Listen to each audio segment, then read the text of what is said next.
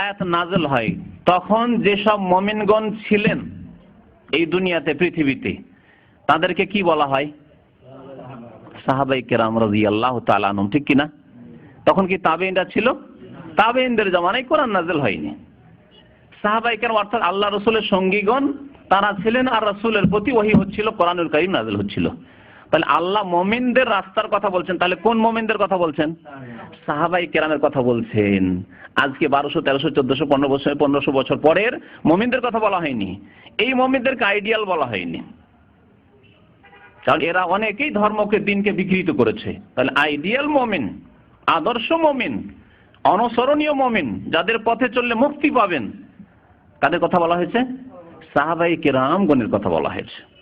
আল্লাহ বলেন ওয়ায়াত্তাবি গায়রা সাবিলিল মুমিনিন, মুমিনদের রাস্তা ছেড়ে দিয়ে অন্য রাস্তার অনুসরণ করলো, অর্থাৎ সাহাবায়ে কেরামের আদর্শ মোতাবেক চললো না। এখন আপনাদেরকে জিজ্ঞাসা করি, সাহাবায়ে কেরামদের জামানায় এই চিশতিয়া সাবিরি অর্থাৎ চরমনাই তরিকা ছিল?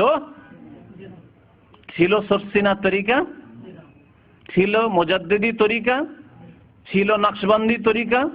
ছিল নিজামুদ্দিন আউলিয়া তরিকা? ছিল না, এসব ছিল না, স্পষ্ট কথা ছিল না।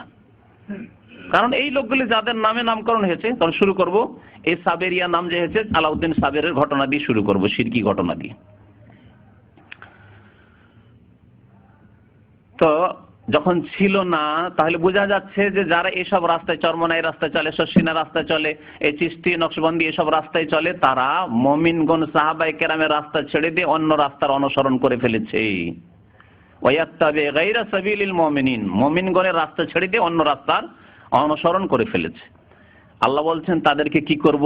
আল্লাহ বলছেন জবরদস্তি বাধা দেব না।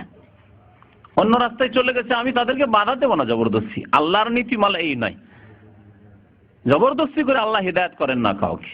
আল্লাহ বলছেন নুওয়াল্লিহি মা তাওয়াল্লা, সে যেদিকে যেতে চাইবে, যেদিকে ফিরবে, সেদিকে আমি ফিরিয়ে দেব। মুখ ফেরালেন ডান দিকে, বাম দিকে, এইদিকে ওইদিকে, ওই তরিকা ওই তরিকায়, আল্লাহ ওইদিকে চালিয়ে দেবেন। ওতে কিছু ফলও পাবেন, আল্লাহ দেখাবেন। শয়তান যাতে করে গোমরা করুক আপনাকে, আল্লাহ এরকম ফলও দেখিয়ে দিবেন, হয়তো তাও হইতে পারে। কিন্তু আপনি নবীর রাস্তা থেকে সরে গেছেন, বাস এইটুকু। আপনি জেনে সরেছেন অথবা না জেনে সরেছেন, এটা আপনার জন্য জানা ফরজ ছিল এবং তার প্রতি আমল করা ফরজ ছিল। ফল হতে পারে অনেক সময়, মনের কামনা বাসনা পূরণ হতে পারে অনেক সময়, হয় অনেক সময়। আল্লাহ জবরদস্তি যেহেতু হিদায়াত করেন না, যদি কোনো কাজই না হতো, সেখানে গিয়ে কোনো লাভই না হতো, তাহলে মানুষ যেত না।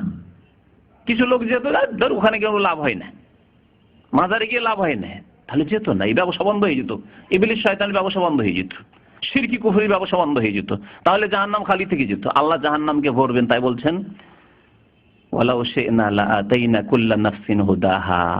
সূরা সিজদায় আল্লাহ পাক ইরশাদ করেছেন, আমি যদি চাইতাম তো প্রত্যেক মানুষকে হিদায়াত দিয়ে দিতাম, জবরদস্তি তাকে জানিয়ে দিতাম খবরদার এই রাস্তায় চলবে না।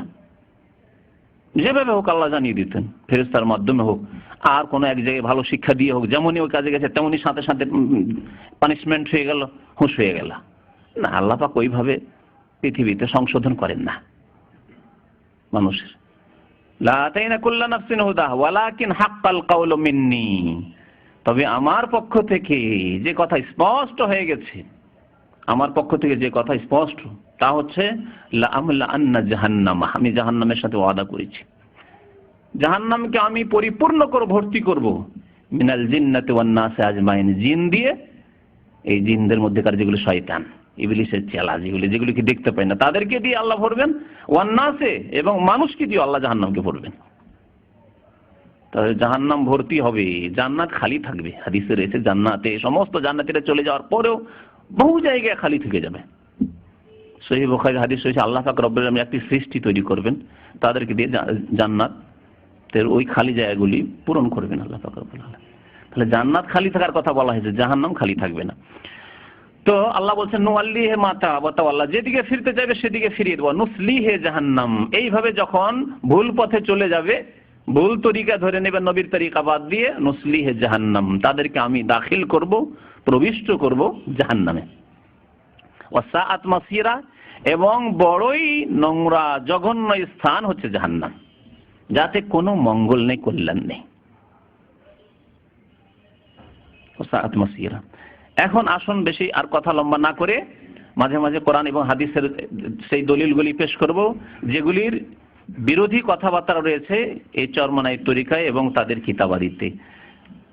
এই কিতাব ভেদে মারিফাত ইয়াদে খোদা, এই কিতাবের পৃষ্ঠা নম্বর 66-67, তাতে কি আছে তা দেখুন। তাতে একটি বড় ঘটনা বর্ণনা করা হয়েছে। বলছেন হযরত আলাউদ্দিন সাবেরের একটি ঘটনা। আলাউদ্দিন সাবের কে? এই চরমনাই তরিকার পূর্বপুরুষ। সে সিলসিলা গত সপ্তাহে, গত শুক্রবারে আলোচনা করেছি। এই তরিকার নাম দিয়েছে তারা চিস্তিয়া সাবেরিয়া। ওই আলাউদ্দিন সাবেরের নামে সে তরিকার নাম হচ্ছে সাবেরিয়া।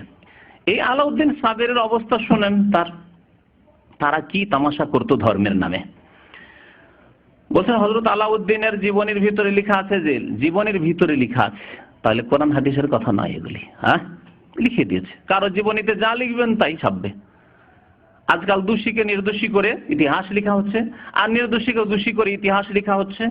সে রাজনৈতিক ক্ষেত্রে হোক আর ধর্মের ক্ষেত্রে হোক, সেটা চোখের সামনে স্পষ্ট প্রমাণ। আকবরের মতো বেদিনকে ভারতের ইতিহাসে লেখা হয়েছে মহামতি আকবর, ঠিক কিনা? মহামতি আকবর একবারে, যে ওয়াকাট মূর্খ ছিল আর ইসলাম ধর্ম ছেড়ে দিয়ে মুরতাদ হয়ে সে দ্বীনে ইলাহি আবিষ্কার করেছিল। আর বাদশাহ আওরঙ্গজেব আলমগীর একজন আলেমে দ্বীন ছিলেন, আর দীর্ঘদিন বাদশাহী করা সত্ত্বেও টুপি সেলাই করে তার জীবিকা নির্বাহ করতেন। এত দিনদার মানুষ, আল্লাহওয়ালা, পরেশগার, তাহাজ্জুদ গুজার ছিলেন। তাকে একবারে পেশ করা হয়েছে একজন জালেম, নিষ্ঠুর, ইত্যাদি ইত্যাদি করে পেশ করা হয়েছে। তাহলে দুনিয়ার রীতিনীতি বুঝতেই পারছেন। তো তার জীবনীতে কি লেখা হয়েছে তাই দেখুন। তিনি যখন তাহার মাতার গর্ভে, তখন তাহার পিতার ইন্তেকাল হয়। তিনি যখন ভূমিষ্ঠ হন, যাই হোক ভূমিষ্ঠ হলো, তারপরে বয়স যখন 7-8 বছর হইল, তখন তাহার মাতা বাড়ির নিকটবর্তী একজন মিয়া সাহেবকে ডাকিয়া বলিলেন যে আমার আলাউদ্দিনকে এমন একজন আলেমের নিকট পড়িতে দেবেন যাহার মধ্যে ইলমে শরীয়ত ও মারিফাত উভয় আছে। ইলমে শরীয়ত ও মারিফাত উভয় আছে।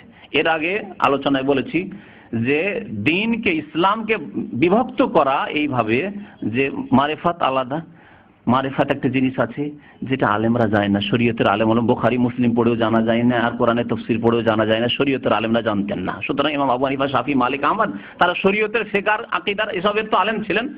আরবি ভাষা বুঝতেন, কিন্তু ওই বাতিনি গুপ্ত ইলম জানতেন না, মারিফত ইলম জানতেন না। এই যে দাবি, এটি এসছে রাফেজি বাতিনি ফিরকা থেকে। আর এই বাতিনি ফিরকার উৎস হচ্ছে ইয়েমান দেশের সাবাই ইহুদি আব্দুল্লাহ বিন সাবাহ। জি, ইহুদি এসে ঢুকেছে, তারপর এই বাতিনি মতবাদ পেশ করেছে। ইসলামে এর কোনো অস্তিত্ব নেই। ইসলামে যা আছে স্পষ্ট আছে, কোনো অস্পষ্টতা নেই।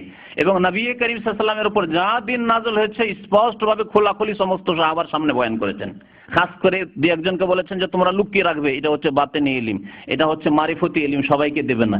এইরকম কথাবার্তা কুফরি কথাবার্তা। নবী করিম সাল্লাল্লাহু আলাইহি ওয়াসাল্লাম সম্পর্কে একটি আপনাদেরকে হাদিসও শুনিয়ে দিয়ে এই মর্মে যে এইরকম কিছু নেই। তাহলে শরীয়ত, মারিফত আর হাকিকত আর তরিকত এসব মিথ্যা ভাগ, দাহা মিথ্যা ভাগ ইসলামের নেই। মা আনজালাল্লাহু বিহা মিন সুলতান, আল্লাহ পাক বলেছেন যে এইরকম সনদ কোনোদিন আমি নাযিল করিনি। এর কোনো দলিল প্রমাণ কোরআনেও নেই, হাদিসেও নেই। আপনাদেরকে ওই হাদিসটি শোনাই যে হাদিসে রয়েছে যে নবী করিম সাল্লাল্লাহু আলাইহি সাল্লাম কোনো জিনিস গোপনে করেনি। যেই ব্যক্তি এই ধারণা করবে সে চরম অপরাধ করলো। মা আয়েশা রাদিয়াল্লাহু তাআলা আনহা বর্ণনা করছেন, মা আয়েশা রাদিয়াল্লাহু তাআলা আনহা বর্ণনা করছেন, তাকে একজন তাবেঈ মাসরুক জিজ্ঞাসা করছেন কয়েকটি প্রশ্ন। তার মধ্যে একটি প্রশ্ন ছিল যে মুহাম্মদ সাল্লাল্লাহু আলাইহি ওয়াসাল্লাম কি তার রবকে আল্লাহকে দেখেছেন? এই পীরেরা নাকি আল্লাহকে দেখে, শুধু দেখেন, আল্লাহর সাথে বিলীন হয়ে যায়। এসব কিতাবে আছে ফানা হয়ে যায়, মানে বিলীন হয়ে যায়। আর কে আল্লাহ কে পীর কোনো পার্থক্য থাকে না, যিনি আল্লাহ তিনি পীর। হ্যাঁ, এসব আকীদা এসব কিতাবে, আশিক মাসুক কিতাবে চরমনা ইসহাক সাহেবের আর আপনার এই মাওয়াইজে কারিমা এর বয়ানে, আপনার ফজলুল করিমের বয়ানে ভরে রয়েছে। জি, মানসুর হেল্লাদের ঘটনায় এসব ভরে রয়েছে, আরো কার কার ঘটনায় সব বয়ান করেছে। তো শুনেন, নবী করিম সাল্লাল্লাহু আলাইহি ওয়াসাল্লাম কি রবকে দেখেছেন? মা আয়েশা বলছেন, মান হাদ্দাসাকা, কেউ যদি তোমাকে বলে যে আন্না মুহাম্মাদান সাল্লাল্লাহু আলাইহি ওয়াসাল্লাম রাআ রাব্বাহু, মুহাম্মদ সাল্লাল্লাহু আলাইহি ওয়াসাল্লাম তার রবকে আল্লাহকে দেখেছেন, ফাকাদ কাযাবা, সেই ব্যক্তি মিথ্যা কথা বলল। কে বলছেন? মা আয়েশা রাদিয়াল্লাহু তাআলা আনহা। তার মর্যাদা কত আল্লাহর নবীর কাছে, আল্লাহর কাছে জিবরাইল আলাইহিস সালাম দেয়। জিবরাইল আলাইহিস সালাম যখন ওহী নিয়ে